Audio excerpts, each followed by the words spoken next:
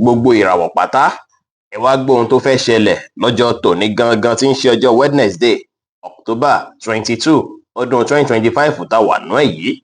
Mo kí Ọlọ́run ọba, mo ṣèbà Olódùmarè, ìbà akọ́dá ayé, ìbà ṣẹ̀dá ọ̀run, mo ṣèbà Ọ̀rúnmìlà, atórí ẹni tí ò sunwọ̀n ṣe, ẹlẹ́rìí ìpín tòun tàyàn mọ́, mojúbọ ọkùnrin, mojúbọ obìnrin, mo kí gbogbo ojú tó ń wò mí níbikíbi tí ẹ ti ń gbọ́ mi káàkiri àgbáńlá ayé.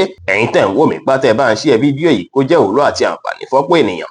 Ojú tẹ fi ń wò mí ò ní fọ́, bẹ́ẹ̀ ọwọ́ tẹ fi ń share rẹ̀ ẹni fi gbọ́mọ sin, ẹni fi gba lẹ́tà ìbànújẹ́ láṣẹ Èdùmàrè. Ẹ̀yin oníràwọ̀ iná tó kanran yan Aries tàbí láàrin March 21 sí April 20, ọjọ́ tòní lè má fi bẹ́ẹ̀ dọjọ́ tó dára rẹpẹtẹ púpọ̀ fẹ́yìn tẹ̀ ń lò ràwọ̀ yìí látàrí pé ó ṣeé ṣe káìbalẹ̀ ọkàn díẹ̀díẹ̀ fẹ́ wáyé fún yín, ṣùgbọ́n rí láti rí dájú pé ìhùwàsí àti ìṣesí yín sáwọn ènìyàn jẹ́ èyí tó dára púpọ̀. Kẹ́ wá lò àkókò àti ìgbà lẹ́yìn nìkan láwọn àkókò kan láti fi ronú jinlẹ̀ nípa àwọn nǹkan tó ń fa àwọn kan wọ̀nyí àtọ̀nà àbáyọlé lórí. Bẹ́ẹ̀ sì ni ó dára kẹ́ ṣe àwọn nǹkan tó ṣe é pé á mú kí inú yín dùn káyọ̀ yín kún dáadáa lọ́jọ́ tòní, tàbí kẹ́ lo àkókò àti ìgbà pẹ̀lú àwọn tó ṣe é pé wọ́n jẹ́ àwọn tó ṣe é pé wọ́n máa ń múnú yín dùn púpọ̀ púpọ̀. Èyí máa ràn yín lọ́wọ́ láti jẹ́ kí mood yín dára àti jẹ́ kọ́kàn yín balẹ̀ pẹ̀lú. Lẹ́yìn ní kẹ́ ṣe dáadáa sáwọn èèyàn, ẹ ní ìrẹ̀lẹ̀, ẹ bá àwọn èèyàn ṣe pẹ̀lú àwàdà àti ẹ̀rín. Aago 12 kọjá 30 ìṣẹ́jú ní ọ̀sán sí aago 2 ní ọ̀sán jí àkókò èyí tó dára jù fún yín tí ń ṣe lucky hour fún yín lénìí, tí kọlọ yẹ́lò sì jẹ́ kọ́lọ̀ èyí tó dára jù fún yín láti wọ̀ láṣọ ní ọjọ́ tòní. Ẹ̀yin oníràwọ̀ erùpẹ̀ alámọ̀ Taurus tàbí láàrin April 21 sí May 20, ó ṣeé ṣe kẹ́ jí lọ́jọ́ tòní kó dàbí ìgbà pé níyàn ní fi bẹ́ẹ̀ dùn rẹpẹtẹ. Ó nọ́mà o, látàrí pé lọ́jọ́ tòní ẹ ní láti reflect nípa ìgbésí ayé yín, kẹ́ ronú jinlẹ̀ nípa ìgbésí ayé yín ṣe ń lọ, kẹ́ wòye sí àwọn nǹkan tẹ́ tún lè ṣe láti jẹ́ káyé yín tún dára dáadáa lọ́jọ́ tòní.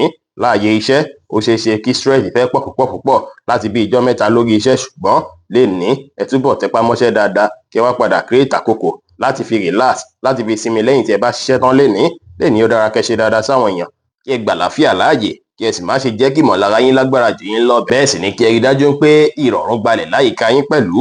Aago 10 láàárọ̀ sí aago 11 kọjá 30 ìṣẹ́jú láàárọ̀ jẹ́ àkókò èyí tó dára jù fún yín tí ń ṣe lucky hour fún yín lénìí, tí kọlọ blue sì jẹ́ kọ́lọ̀ èyí tó dára jù fún yín láti wọ̀ láṣọ ní ọjọ́ tòní. Ẹ̀yin oníràwọ̀ afẹ́fẹ́ aláwàdà Gemini tàbí láàrin May 21 sí June 21, ó ṣeé ṣe káìbalẹ̀ ọkàn wà fẹ́yìn náà lọ́jọ́ tòní o, kọ́kàn yín pòrúurú bákan díẹ̀, ṣùgbọ́n ẹ rí dájú pé kí sára ẹ má gbé ìgbésẹ̀ tuntun kankan lọ́jọ́ tòní rárá. Ẹ má pinnu àbí gbé ìgbésẹ̀ èyíkéyìí lénìí kẹ́ má bá regret ẹ̀ tó bá yá o. Lénìí ó ṣeé ṣe kí ènìyàn kan tó súnmọ́ yín kó ti tàpá sí yín lọ́jọ́ tòní, kó ti hùwà kan tó bí yín nínú tí yẹn lè fẹ́ bí kí ẹ bínú díẹ̀ lọ́jọ́ tòní, ṣùgbọ́n ẹ rí dájú pé avoid ẹ̀ pátápátá. Ẹ má bínú àbíjù, ẹ má jẹ́ káwọn kan kéékèèké yìí kó tún dákún ròyìn yín rárá lọ́jọ́ tòní. Lénìí ẹ má finú tọ̀yàn rárá, ẹ má gbára léèyàn rárá. Lénìí kẹ́ rí dájú pé ẹ tẹpá mọ́ṣẹ́ láàyè iṣẹ́, ẹ fọgbọ́n àtòyè tó lọ́ọ́ fún yín ṣe ohunkóhun, ẹ ṣe prayer kó lọ́ọ́ gbé yín borí àwọn ọ̀tá pátápátá. White jẹ́ kọ́lọ̀ tó dára jù fún yín láti wọ̀ láṣọ lónìí. Aago 6 ní ìrọ̀lẹ́ sí aago 8 ní àṣálẹ́ jẹ́ àkókò èyí tó dára jù fún yín tí ń ṣe lucky hour fún yín lénìí. Ẹ̀yin oníràwọ̀ omi agbára Cancer tàbí láàrin June 22 sí July 22, ọjọ́ tòní ó ṣeé ṣe kí ẹ máa fẹ́ wòye sí bí ẹ ṣe ń hùwà bí ẹ ṣe ń ṣe láti ijọ́ mẹ́ta. Lénìí ó ṣeé ṣe kí ẹ ti stress ara yín púpọ̀ láti bí ijọ́ mẹ́ta. Lénìí á dàbí ìgbà pé kí ẹ kàn relax, kẹ́kọ̀ọ́ ìgbésí ayé yín bó ṣe ń lọ, bóyá bẹ́ẹ̀ ṣe ń ṣiṣẹ́, bóyá ẹ̀ ń ṣe dáadáa, bóyá àwọn wà tẹ̀ ń wù lásìkò yìí, bóyá èyí tó dára púpọ̀ ni, gbogbo ẹ̀ lẹ́ẹ̀ máa fẹ́ máa rò lásìkò yìí. Lénìí kó dára kẹ́ dá sọ̀rọ̀ tí wọ́n pè yín sí àbẹ́ tí ó kàn yín. Lénìí kẹ́ ní ìrẹ̀lẹ̀, kẹ́ ṣe dáadáa sáwọn èèyàn pẹ̀lú. Aago 4 ní ìrọ̀lẹ́ sí aago 6 ní ìrọ̀lẹ́ jẹ́ àkókò èyí tó dára jù fún yín tí ń ṣe lucky hour fún yín lénìí, tí kọlọ green sì jẹ́ kọ́lọ̀ èyí tó dára jù fún yín láti wọ̀ láṣọ ní ọjọ́ tòní. Ẹ̀yin oníràwọ̀ iná tó gbóná riri Leo tàbí láàrin July 23 sí August 22, ọjọ́ oríire lọ́jọ́ tòní jẹ́ fẹ́yìn tẹ̀ ń lò ràwọ̀ yìí o. Àwọn èèyàn tó súnmọ́ yín gan wọ́n mọ̀ pé lóríire ní yín lọ́jọ́ tòní, látàrí pé presence yín níbikíbi lọ́jọ́ tòní á jẹ́ èyí tó ṣe é pé á bí rere. Fún ìdí èyí kí ẹ bá àwọn èèyàn ṣe dáadáa púpọ̀, àwọn èèyàn máa appreciate bí ẹ ṣe ń bá wọn ṣe sí lọ́jọ́ tòní. Ẹ wá ní ìgbàgbọ́ ní kíkún nínú ara yín, ẹ ṣe dáadáa sáwọn èèyàn púpọ̀, ẹ fi ìfẹ́ àti ọ̀yàyà hàn sí àwọn ènìyàn pẹ̀lú. Yẹ́lò jẹ́ kọ́lọ̀ tó dára jù fún yín láti wọ̀ láṣọ lónìí. Aago 9 láàárọ̀ sí aago 11 láàárọ̀ jí àkókò èyí tó dára jù fún yín tí ń ṣe lucky hour fún yín lénìí. Ẹ̀yin oníràwọ̀ erùpẹ̀ funfun Virgo tàbí láàrin August 23 sí September 23, ọjọ́ tòní ẹ máa lè ṣàlàyé bó ṣe ń ṣe yín, àwọn ìdí ayé ẹ máa lè ṣàlàyé ẹ̀ fún yàn lọ́jọ́ tòní, ṣùgbọ́n ẹ wá kíyèsára, ẹ má sọ̀rọ̀ àsọjù, kẹ̀sì kíyèsára pẹ̀lú bẹ́ ṣe ń sọ̀rọ̀ sí àti bẹ́ ṣe ń gbọ́rọ̀ kalẹ̀, káwọn èèyàn má ba twist ọ̀rọ̀ mọ́ yín lẹ́nu, kó má bà bí kí nǹkan fẹ́ sun yín tàbí kí inú fẹ́ bí yín. Ó dára púpọ̀ lọ́jọ́ tòní kí ẹ má kánjú pinnu àbí yára gbé ìgbésẹ̀, tàbí kẹ́ wulẹ̀ sọ gbésẹ̀ kí gbésẹ̀ tẹ́ bá gbé tàbí kẹ́ sọ́dọ̀jọ́ míì. Lénìí kò dára kí ẹ rọ́ṣẹ́ ara yín rárá lórí ohunkóhun rárá lọ́jọ́ tòní, ẹ má bá regret later ó kẹ́ kíyèsára, ẹ má finú tọ́yàn rárá, ẹ má gbára léèyàn rárá, ẹ ṣe nǹkan yín létòlétò kí ẹ sì fọgbọ́n àtòyé tọ́lọ́run fún yín ṣe ohunkóhun lè ní dára. Fíìṣì jẹ́ kọ́lọ̀ tó dára jù fún yín láti wọ̀ láṣọ lónìí. Aago 11 láàárọ̀ sí aago 12 kọjá 30 ìṣẹ́jú ní ọ̀sán jẹ́ àkókò èyí tó dára jù fún yín tí ń ṣe lucky hour fún yín lénìí. Ẹ̀yin oníràwọ̀ afẹ́fẹ́ márìmí fín Libra tàbí láàrin September 24 sí October 23, ọjọ́ tòní ọjọ́ tó tayọ púpọ̀ ló jẹ́ fún yín o. Àtẹ̀yin àtàwọn olólùfẹ́ yín á máa wọ̀nyí nínú ọkàn yín púpọ̀ bí ìgbà pé kẹ́ lákòókò àti ìgbà pẹ̀lú àwọn tó ṣe kókó sí yín bí olólùfẹ́ bí màlẹ́bí. Lọ́jọ́ tòní sígì ó dára púpọ̀ kẹ́ ṣe bẹ́ẹ̀ kẹ́ lákòókò àti ìgbà pẹ̀lú wọn. Ìyà bí kì bá ṣe pọ̀ yín kó wọnú ara dáadáa, ẹ múra dáadáa lénìí kí ẹ dùn rí lójú, ẹ ṣe dáadáa sáwọn èèyàn kí ẹ báwọn èèyàn ṣe pẹ̀lú ìfẹ́.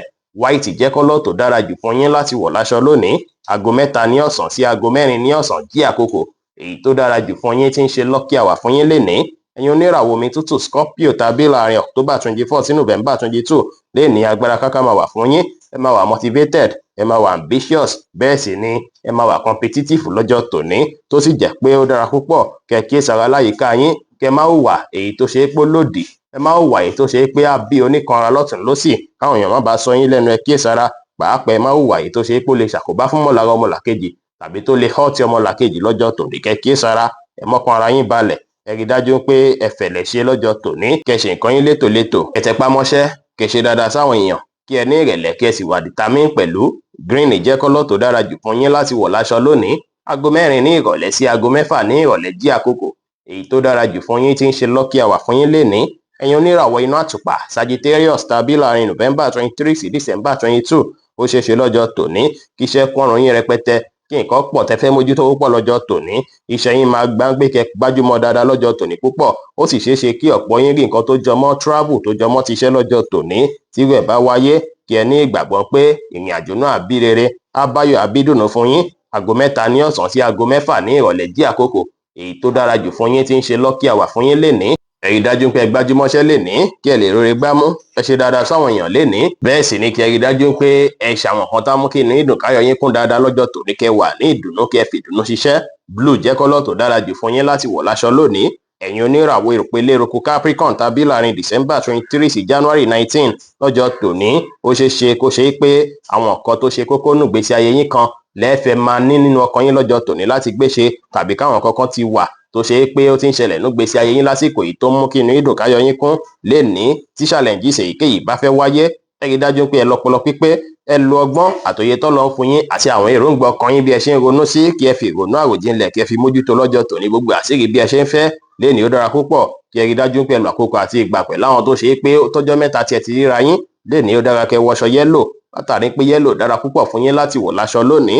Aago 4 kọjá 30 ìṣẹ́jú ní ìrọ̀lẹ́ sí aago 6 ní ìrọ̀lẹ́ wá jí àkókò èyí tó dára jù fún yín tí ń ṣe lucky hour fún yín lénìí.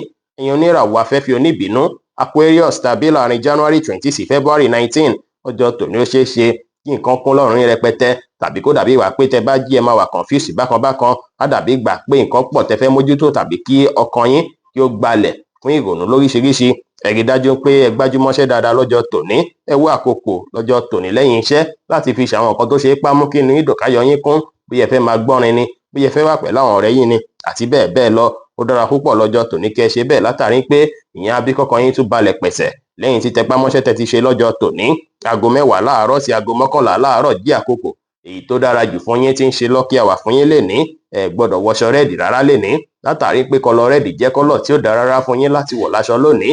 Lénìí ẹ wá gbọ́dọ̀ tàṣejù bó ohunkóhun, ẹ fẹ̀lẹ̀ ṣe kẹfọgbọ́n àtòyé tó lọ́ fún yín ṣe ohunkóhun lénìí pẹ̀lú. Ẹ̀yin oníràwọ̀ omi tí kì í ru Pisces tàbí láàrin February 20 sí March 20, ọjọ́ tòní ọjọ́ tó dára púpọ̀ ló máa jẹ́ fún yín o, ọjọ́ tó tayọ ló máa jẹ́ fún yín pẹ̀lú. Ó dára púpọ̀ kéèyàn àti mọ̀lẹ́bí, ìyàwó àti ọmọ kẹjọ wà ní ìdùnnú, bóyá ẹ lè gbéra yín jáde láti jẹ́ kí ẹ wà ní ìdùnnú kẹ́ wà láyọ̀ papọ̀. Ó dára kẹ́ ṣe bẹ́ẹ̀ lọ́jọ́ tòní. Lénìí ó sì ṣeé ṣe kó ṣe é pé àwọn nǹkan tó ti ń dàbí nǹkan tó ń ṣàkóbá fún ìlera ara yín látijọ́ mẹ́ta, àbí àìsàn kan tó ti ń wáyé tipẹ́tipẹ́, ó ṣeé ṣe kí ẹ padà rí ọ̀nà àbáyọ kan lé lórí lọ́jọ́ tòní. Lénìí ó dára kí ẹ báwọn èèyàn sọ̀rọ̀ pẹ̀lú ìfẹ́, ó dára kí ẹ free mind yín dáadáa, kò dára kí ẹ gbé nǹkan kí nǹkan sọ́kàn rárá. Ó dára kí ẹ fi ìgboyà ṣe ohunkóhun, kí ẹ sì rí dájú pé ẹ bá wọn tó rọ̀gbà yín ká ṣe pẹ̀lú àwàdà àti ẹ̀rín pẹ̀lú. Orange jẹ́ kọ́lọ̀ tó dára jù fún yín láti wọ̀ láṣọ lónìí. Aago 7 ní àṣálẹ́ sí aago 9 kù ìṣẹ́jú 15 ní àṣálẹ́ jí àkókò èyí tó dára jù fún yín tí ń ṣe lucky hour fún yín lénìí. Bí ó ṣe jẹ́ nìyẹn fún gbogbo irúfẹ́ ìràwọ̀ méjìlá tó wà pátá. ẹ̀yin tẹ́ ń wò mí pátá ẹ má gbàgbé pé ọlọ́run ọba olódùmarè nìkan lọ́ba tó ní ìmọ̀ jùlọ. ẹ̀yin tẹ́ fẹ́ ṣèwádìí onírúurú láǹfààní àti kàn sí wa ní WhatsApp 09033897161. ire gbogbo ajẹ́ tiwa lónìí, lọ́sẹ̀ yìí, lóṣù yìí àti ní gbogbo ọjọ́ ayé wa láṣẹ Ìdùmarè. Ire o.